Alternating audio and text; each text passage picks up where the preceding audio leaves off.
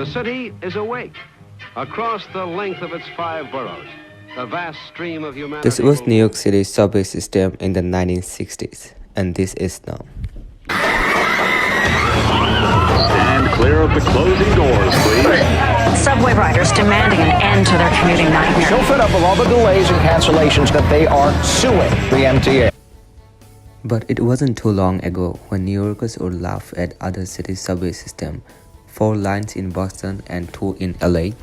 In New York, our trains run 24/7. We have 665 miles of track, 472 subway stations and 27 subway lines and almost 6 million riders every single day. However, the needs of the aging, overburdened system have grown while the city and state politicians have consistently steered money away from addressing them. Century-old tunnels and truck routes are crumbling. According to a New York Times article, MTA's budget for subway maintenance has barely changed from what it was 25 years ago. Signal problems and car equipment failures occurred twice as frequently as a decade ago, but hundreds of mechanic positions have been cut because there is not enough money to pay them, even though the average total compensation for subway managers have grown to well over $200,000 a year. Daily ridership has nearly doubled in the past 2 decades to 5.7 million. But New York is the only major city in the world with fewer miles of track than it had during World War II. Efforts to add new lines have been hampered by generous agreements with labor unions and private contractors that have inflated construction costs to 5 times the international average. New York Subway now has the worst on-time performance of any major rapid transit system in the world, according to data collected by MTA itself. Just 65% of weekday trains reach their destination on time, the lowest rate since the transit crisis of the 1970s. But has the subway system always been this bad? Let's take a brief look at its history. The Great Blizzard of 1888 helped demonstrate the benefits of an underground transportation system to the New Yorkers. A plan for the construction of the subway was approved in 1894. And construction began in 1900. Even though the underground portions of the subway had yet to be built, several above-ground segments of the modern-day New York City subway system was already in service by then.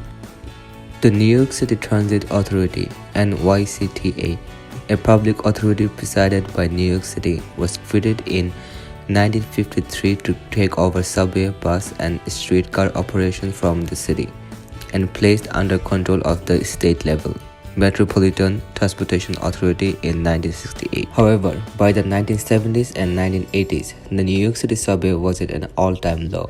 Ridership had dropped and graffiti and crime was in the rise, and delays and track problems were common.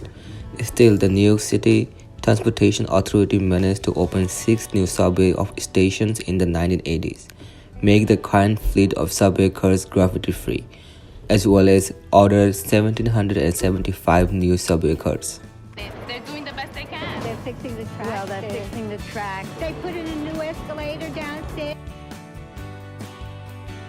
You want to prove to someone that New York has it all, just show them your MetroCard Gold.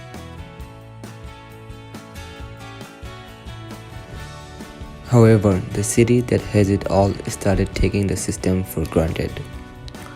None of this happened on its own. It was the result of a series of decisions by both Republican and Democratic parties, governors from George E. Pataki to Mr. Cuomo, and mayors from Rudolph Giuliani to Bill de Blasio. Each of them cut the subway's budget or co-opted it for their own priorities. They pressured the MTA to spend billions of dollars on opulent station makeovers and other projects that did nothing to boost service or reliability, while leaving the actual movement of trains to rely on a 1930s-era signal system. At the same time, public officials who have taken hundreds of thousands of dollars in political contributions from MTA, unions, and contractors have pressured the authority into signing agreements with labor groups and construction companies that obligated the authority to pay far more than it had planned. Faced with funding shortfalls, the MTA has resorted to borrowing. Nearly 17% of its budget now goes into pay down debt, roughly triple what it paid in 1997. But politicians and transit leaders have not acted on a series of chances to turn things around sooner. They ignored decades of warnings from state and city comptrollers.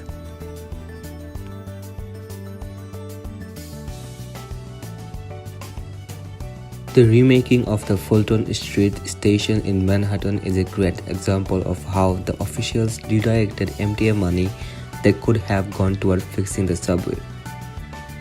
After being damaged during the 9/11 attacks, the subway station was eligible for federal renovation money when Senator Silver took it as a cause.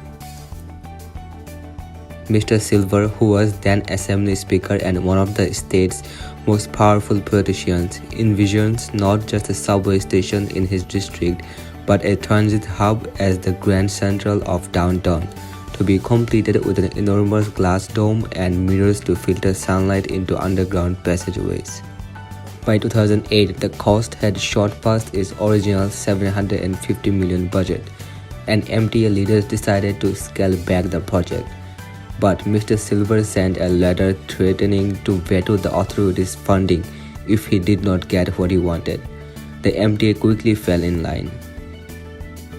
In the end, the Fulton Street subway project cost $1.4 billion, more than the total annual budget of Chicago's rapid transit system, and did nothing to improve the subway signals or tracks.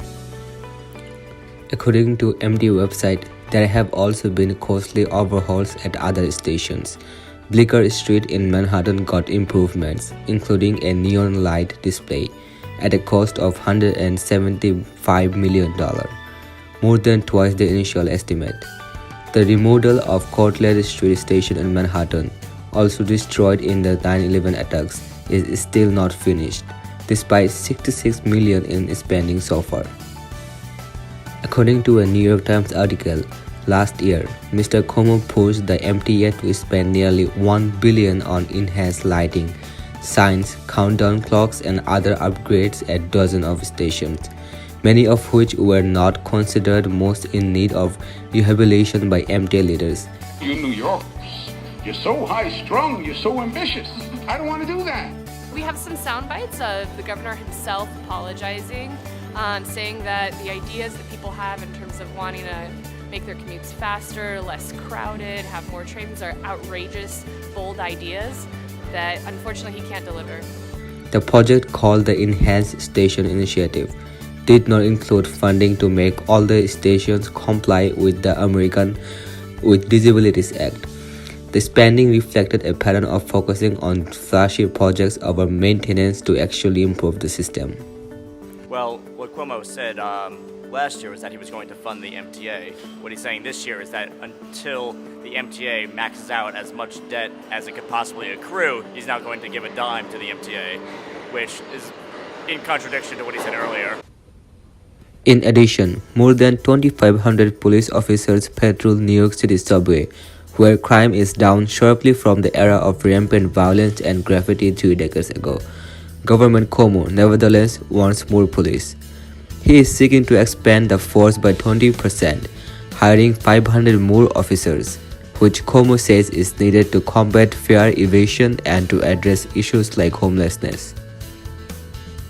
According to a New York Times article, the plan would cost the MTA more than $50 million a year, even as it faces a looming financial crisis and struggles to provide reliable service. While some individual categories of crime are up this year, the overall number of major felonies on the subway is actually down, according to New York Police Department.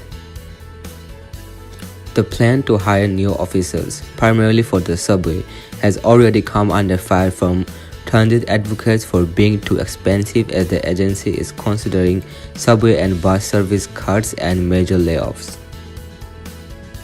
The transit groups have urged Mr. Cuomo to cancel the plans to hire new officers. The governor, they say, should instead focus resources on modernizing the subway, which still relies on signal equipment that was introduced before the World War II. The proposal has become even more unpopular after two viral videos raised concerns about overly aggressive policing on the subway.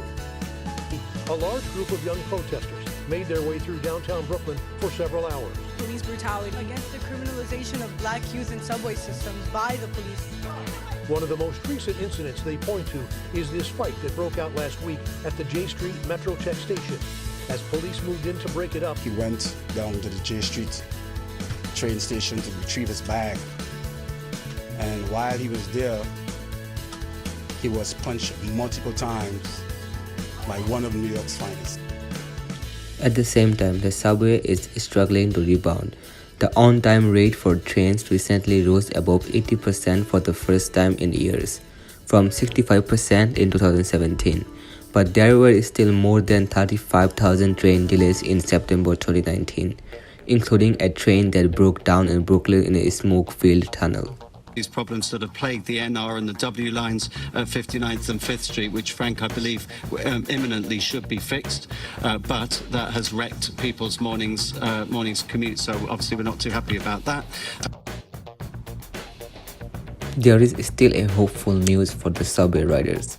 To remake the New York City transit system, this fall, the MTA announced a $54 billion plan to transform New Yorkers' commute, which will include installing modern subway signals along Lexington Avenue line in Manhattan, adding elevators to 70 stations in a system where only about a quarter of the stops are wheelchair accessible, extending the 2nd Avenue subway north to East Harlem.